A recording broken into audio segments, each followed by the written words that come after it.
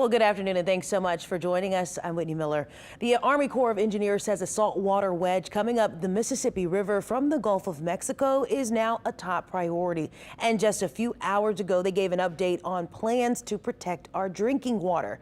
Meg Ferris was there and joins us now. Meg, good afternoon. And what did you learn? And Whitney, the concern now is that levels of rainfall up in the Ohio Valley, that's the Mississippi River Basin, are forecast to be below average. And that means that the river down here in our area will continue to have lower levels of water pushing back on that saltwater wedge coming up from the Gulf. Now, right now, the Army Corps of Engineers has an underwater sill in the river to hold saltwater back from the water intake areas in Plaquemines Parish. But with no rain in the forecast up in the Ohio Valley, by September 22nd, the saltwater could overtop the sill and impact the Belle Chase water intake, and by October 3rd.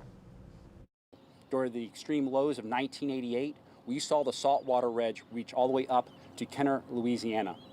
Based off the current forecast and projections, if no action is taken, we potentially could see the saltwater wedge all the way up to the French Quarter.